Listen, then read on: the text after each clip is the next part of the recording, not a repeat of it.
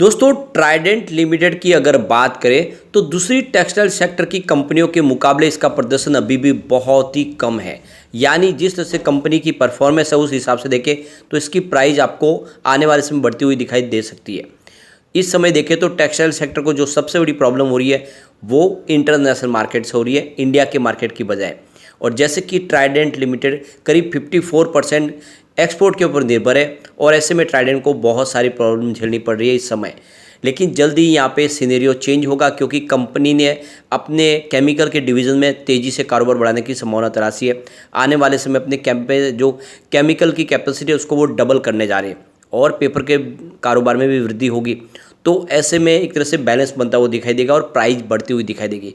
तो अच्छे से हम दूसरी कंपनियों के साथ में इसको कंपेयर करेंगे और जानने की कोशिश करेंगे कि ट्राइडेंट में क्या पोटेंशियल है, कहाँ तक स्टॉक जा सकता है। और दूसरी तरफ इसकी परफॉर्मेंस को देखेंगे, मजबूती को देखेंगे। और वो ट्राइडेंट स्टॉक जो एक समय पेनी स्टॉक हुआ करता था, इस समय मिड कैप की कंपनी बन चुकी है। मार्केट कैप में काफ़ी अच्छा इजाफा हो गया है, लेकिन आप समझ सकते हो कि इस रिजल्ट के बाद भी यहाँ पे थोड़ा सा दबाव तो बना था, लेकिन अब वो दबाव थमता हुआ दिखाई दे रहा है और एक नई शुरुआत हो सकती है। स्टॉक अपने ऊपर के लेवल से लगभग आधी कीमत से कम में मिल रहा है। तो क्या इन्वेस्टमेंट करना चाहिए, जानने की कोशिश करेंगे इस वीडियो के माध्यम से। लेकिन फ्रेंड उससे पहले अगर आप पहली बार हमारे चैनल पे आए तो चैनल को सब्सक्राइब कर दीजिए, एक बेल आइकॉन दबा दीजिए ताकि जब भी नया वीडियो बने पहला नोटिफिकेशन आपको मिले। वीडियो पसंद आए तो लाइक शेयर जरूर कीजिए। चलो फ्रेंड्स वीडियो स्टार्ट करते हैं। मैं हूं आपका दोस्त SB दवे और हमारे अपने चैनल ऑनलाइन कमाई में आपका बहुत बहुत स्वागत है। सबसे पहले अगर हम कल के कारोबार को डिस्कस करें तो आप देख सकते हो स्टॉक की शुरुआत 32.45 पर हुई, यानी शुरुआत पॉजिटिव हुई। क्लोजिंग गुरुवार की 32.20 के आसपास थी।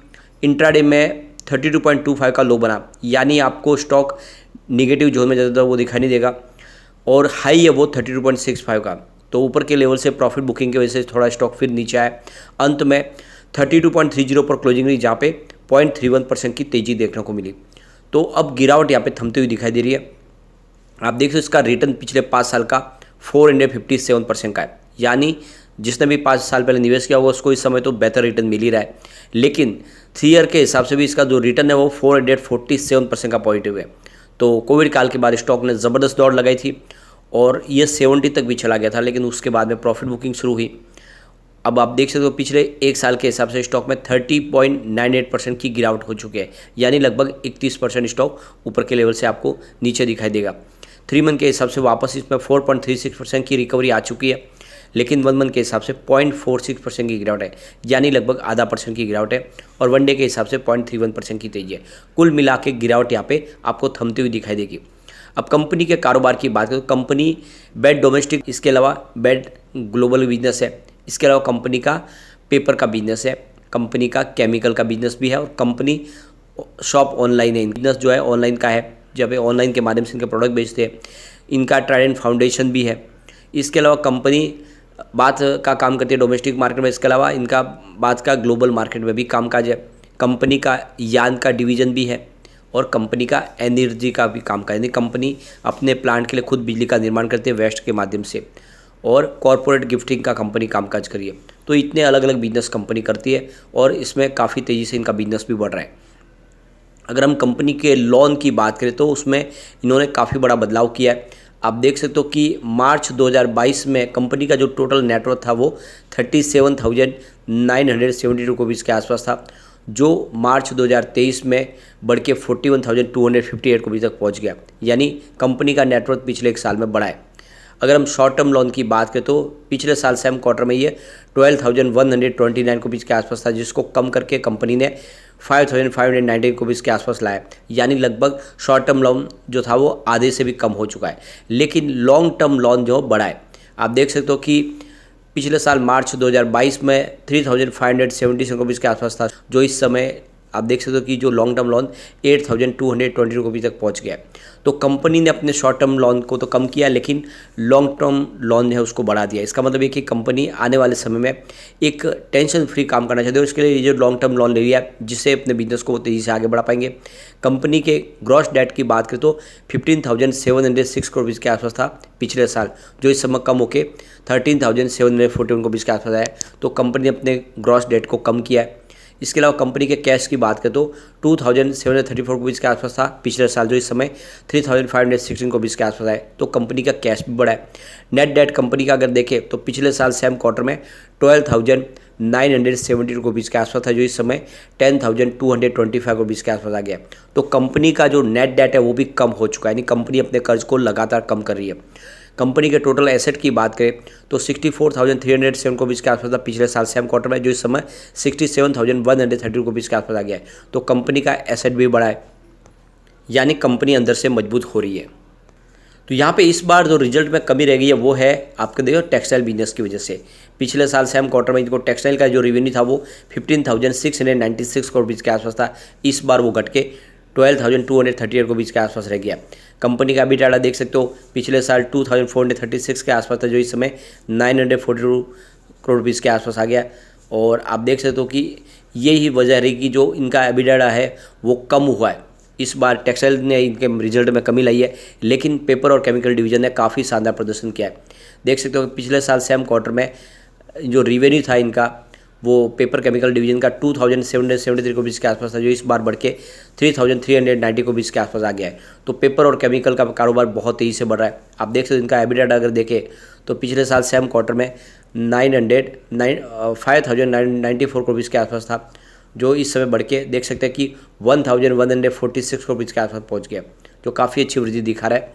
तो कुल मिला के पेपर और केमिकल का कारोबार तो काफ़ी अच्छा कर रहा है, लेकिन टेक्सटाइल सेक्टर में एक्सपोर्ट के बिजनेस की वजह से इनका रिजल्ट में कुछ कमी रही है। ओवरऑल प्रदर्शन काफ़ी अच्छा का है। अगर हम पेयर कंपनियों से इसकी तुलना करें तो आप देखो ट्राइडेंट की प्राइस इस समय 32.30 के आसपास है, इसका पी 37.35 का है और इसका मार्केट कैप 16,495 करोड़ रुपीज़ का है। रेमंड की बात करें तो इसकी प्राइस 1,575 के आसपास है, इसका पी 17.33 है और इसका मार्केट कैप 10,499 करोड़ रुपीज़ का है। यानी रेमंड का मार्केट कैप ट्राइडेंट से भी कम है, लेकिन रेमंड की प्राइस 1,500 के आसपास है। वेल्सपुन इंडिया की बात करें तो उसकी प्राइस 96.45 की है और इसका पी 48.78 है और मार्केट कैप 9,699 रुपीज़ का है। जिंदाल वर्ल्ड वाइड की बात करें तो 339 की इसकी प्राइस है, इसका पी 58.67 का है और मार्केट कैप देख सकते हो 6,789 रुपीज़ के आसपास है। स्वान एनर्जी जिसकी प्राइस इस समय 250 रुपीज़ के आसपास है और मार्केट कैप 6,650 करोड़ रुपीज़ का है। गरवारे टेक की बात करें तो इसकी प्राइस इस समय 3,075 के आसपास है, इसका पी 36.34 है और मार्केट कैप देख सकते हो 6,257 करोड़ रुपीज़ का है। गो फैशन की बात करें तो 1,099 की इसकी प्राइस है, जहाँ पे इसका पी 71.91 है और इसका मार्केट कैप 5,954 का है। तो ये तो क्लियरली समझ में आ रहा है कि जितनी पेयर कंपनी है उसमें सबसे बड़ा मार्केट कैप है, इस मार्केट कैप के हिसाब से ट्राइडेंट की सबसे ज़्यादा है। उसके बाद में रेमंड इंडस्ट्रीज़ है और उसके बाद आपको वेल्सपुन इंडिया दिखाई देगी। यानी बड़ी बड़ी कंपनियों के मुकाबले भी इसका मार्केट कैप ज़्यादा है, लेकिन इसकी प्राइस बहुत नीचे है। तो ये क्लियरली समझ में आ रहा है कि यहाँ पे जितनी इसकी पेयर कंपनी है उसमें सबसे कम प्राइस आपको ट्राइडेंट की दिखाई देगी। यानी इस समय आप देखें तो ये अंडर वैल्यू स्टॉक दिखाई दे रहा है। आने वाले समय एक तेज़ी की संभावना बिल्कुल यहाँ पे बनती हुई दिखाई दे सकती है। दूसरी तरफ अगर देखें दूसरी पेयर कंपनियों के मुकाबले सबसे अच्छा डिविडेंड भी ट्राइडेंट ही देती है। इसका 1.11% का डिविडेंड है, जबकि रेमंड ने 0.19% का डिविडेंड दिया है। वेल्सपुन इंडिया का 0.10% का डिविडेंड है। जिंदाल वर्ल्ड वाइड 0.03% का डिविडेंड देती है। स्वान एनर्जी का 0.04% का डिविडेंड है। गरवारे टेक का 0.23% का डिविडेंड है। गो फैशन कोई डिविडेंड नहीं दिया है। तो कुल मिला के देख सकते हो कि डिविडेंड के मामले में भी दूसरी कंपनियों को पछाड़ा है ट्राइडेंट ने और सबसे शानदार डिविडेंड दिया है। ऐसे में अपने प्रॉफिट में लगातार हिस्सेदार कंपनी बनाती है, तो बिल्कुल यहाँ पे मौका अच्छा है, इस स्टॉक में आपको दाव लगाना चाहिए। आने वाले समय डेफिनेटली ये स्टॉक कमाल करेगा और आपके निवेश को कई गुना बढ़ा सकता है, तो इस समय इन्वेस्टमेंट कर लेना चाहिए। लेकिन फ्रेंड, कोई भी इन्वेस्टमेंट करने से पहले अपने फाइनेंशियल एडवाइजर से बारे ले ले या अपना खुद का रिसर्च करें, क्योंकि मैंने वीडियो आपके एजुकेशनल पर्पज़ के लिए ही बनाया। वीडियो पसंद आए तो लाइक से जरूर कीजिए और चैनल को सब्सक्राइब कर दीजिए। Thank you friend.